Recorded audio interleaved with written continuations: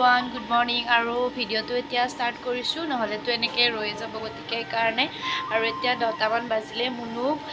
চাহ তাহ খুৱাই মই অংগনবাড়ীত থৈ আহিলোঁ তাত গ'লে অলপ মানে তাইক স্কুলত দিয়ালে মানে থাকিব খুজিব এইটো কাৰণে তাইক থৈ আহিলোঁ নিমিষা আহিছিলে দাদাৰ ছোৱালীজনী তাইৰ লগত আৰু ইফালে মোৰ ভাত বনাবলগীয়া আছে ওচৰতে যিহেতুকে সেইকাৰণে থৈ আহিলোঁ থাকিব অলপ টাইম নিমিষা আছে যিহেতুকে সেইকাৰণে মোৰ ভাত বনাবলগীয়া কাম আছে সেইকাৰণে ভাত চাত বনাওঁ আৰু আনিব যাব লাগিব মাৰ গা পা ধুই আছে মায়ে আনিব যাব বাৰু মই হ'লেও যাব পাৰোঁ ফোন কৰি দিব আৰু দেখুৱাই যাম ব্লগটো দিনটো কেনেদৰে ব্যস্ত থাকোঁ চাই থাকিব ভিডিঅ'টো শেষলৈ দালি বহাই দিব ওলাইছোঁ এয়া কচু দিছোঁ তাত মিক্স আৰু অকণমান নিমখ দি দিওঁ এতিয়া আৰু এখন ঢাকনখন লগাই দিওঁ চিটি এটা দিয়ালে হৈয়ে যাব এটাই দিওঁ মই আৰু এনেদৰে আৰু ভাজি চাজি কাটি লওঁ এয়া বজাৰ কৰি আনিলোঁগৈ এয়া কচু আনিছোঁ কচু তাৰপাছত কবি বন্ধাকবি এটা এনেদৰে আনিছোঁ তাৰপাছত স্কচ আনিলোঁ এতিয়া তেজপাত এয়া জলকীয়া তাৰপাছত এয়া ভেন্দি বেছি বজাৰ কাৰণে সৰু সুৰাকৈ অলপ কৰিলোঁ আৰু এইফালে মই গাখীৰখিনি বহাই দিছোঁ ঘৰৰ গাখীৰে হয় বেলেগৰ পৰা আমি কিনি আনো যিহেতুকে আমাৰ গৰু নাই আৰু এয়া এইফালে ভাজি বনাইছোঁ এখন বন্ধাকবি ভাজি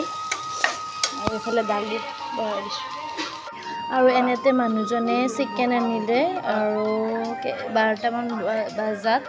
আনিলে আৰু বনাবলৈ এতিয়া ষ্টাৰ্ট কৰিলোঁ কেনেদৰে বনোৱা প্ৰচেছটো দেখুৱাই যাম মইনো কেনেদৰে বনাওঁ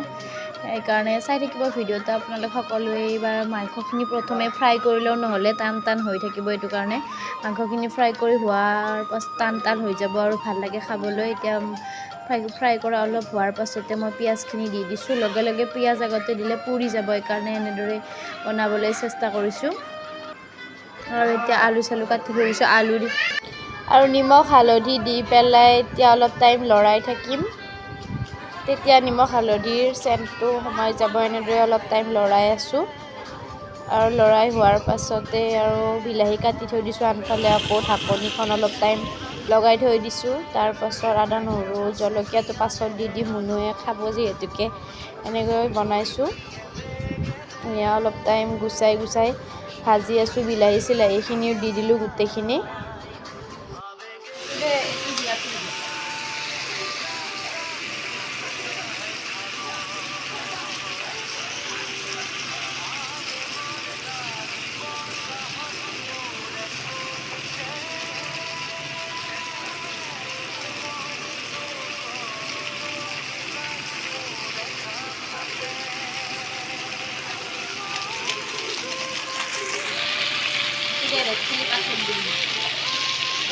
ধনিয়া গুড়ি জিৰা ৰেড চিলি দিয়া নাছিলোঁ বাৰু বাকী মছলা পাতি মিট মছলা গৰম মছলা এইবিলাক গোটেইখিনি মছলা দি পেলাই ভালদৰে লৰাই দিছোঁ আৰু মছলা পাতিখিনি মাংসৰ সৈতে ভালদৰে মিক্স হোৱালৈ লৰাই আছোঁ লৰাই পেলাই আকৌ আনফালে চচত গৰম পানী বনাই থৈ দিছোঁ গৰম পানী দি দিম আৰু ঢাকনিখন অলপ টাইম লগাই দিছোঁ লগাই দি আৰু অলপ পাছতে গুচাই ভালদৰে চাই ভাজিও আছোঁ আৰু এনেদৰে হ'ব আৰু অলপ পাছতে পানী চানী দি দিলে আৰু মুনুৰ কাৰণে থৈ দিম জ্বলা নিদিয়াকৈ তাই জ্বলা দিলে নাখাব এইটো কাৰণে আৰু আমাৰ কাৰণে ৰেড চিলি আৰু কেঁচা জলকীয়া পাছত এড কৰি দিম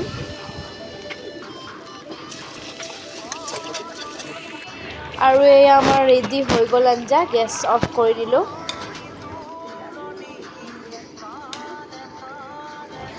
আৰু এয়া ভাত পানী খাই লৈ আমি অলপ টাইম মই ৰেষ্ট ল'লোঁ মুনুৱে শুই আছিলে বাৰু শুই থাকোঁতে মই ভাবিলোঁ এটা মিনি কেক বনাওঁ ঘৰতে খাবলৈ তাইও খাওঁ কৰি আছে সেইকাৰণে একো কালাৰ চালাৰ নিদিওঁ বাৰু অকল ক্ৰীমৰ সৈতে বনাব আৰু প্ৰিমিক্স দি বনাওঁ বুলি ভাবিছোঁ এয়া premix all time cake mix এনেকুৱাকৈ এইটোৰে বনাওঁ বুলি ভাবিছোঁ এইটোৰে বনালে বহুত ইজি হৈ যায় আপোনালোকে এনেদৰে বনাব পাৰিব এইটো ফ্লেভাৰ আছে চকলেট ফ্লেভাৰ আৰু ভেনিলা ফ্লেভাৰ এয়া এনেকৈ 1 কাপ দি দিছোঁ ইয়াত মই দি পেলাই আকৌ একো দিব নালাগে ৰিফাইন অকণমান দি দিম আৰু পানীৰ সৈতে ভালদৰে এটা ডো বনাই ল'লে হ'ল হৈ যাব কেকটো 20-25 মিনিটত হৈ যাব আৰু এয়া মই ভালদৰে ৰিফাইনখিনি এড কৰি দিছোঁ দি পেলাই এতিয়া অকণমান পানী দি মিক্স কৰি আছোঁ আৰু এয়া বেটাৰটো এনেকুৱা হৈ যাব লাগিব, পানী মিক্স কৰি কিনে এয়া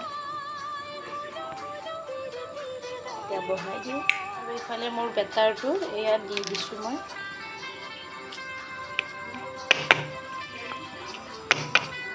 এখন বহাই থৈ দিছোঁ, গৰম হৈ গ'ল। আৰু এতিয়া বহাই দিম, 25 মিনিট 30 মিনিট বহালে হৈ গৈছে। এতিয়া বহাই দিওঁ, ঢাকনিখন লগাই দিম। বাৰে বাৰে চাই থাকিলে কেকটো নুফুলিব। আৰু অলপ টাইম বহাই থৈ দিওঁ, 20-25 মিনিটমান। এয়া গেছ অফ কৰি দিলোঁ, হৈছে নেকি প্ৰায়। এয়া গুচাই চাইলে এনেকৈ এডাল সোমাই চাব, ইয়াত লাগি নাহিলে হৈ গৈছে কেকটো। ফুলিছে ধুনীয়াকৈ। আৰু এনেদৰে এতিয়া বনাবলৈ ওলাইছোঁ মিনি কেকটো। আৰু আপোনালোকে ভিডিঅ'বিলাক চাব, লাইক কমেণ্ট কৰিব, শ্বেয়াৰ কৰিব। আৰু এয়া মিনি কেক ৰেডি হৈ গ'ল। আশা কৰোঁ ভাল পালে ভিডিঅ'টি। আমাৰ মুনুৱে এইফালে কাটিবলৈ ৰখিয়ে আছে খাবলৈ। আজিলৈ আহিছোঁ বাৰু, বাই।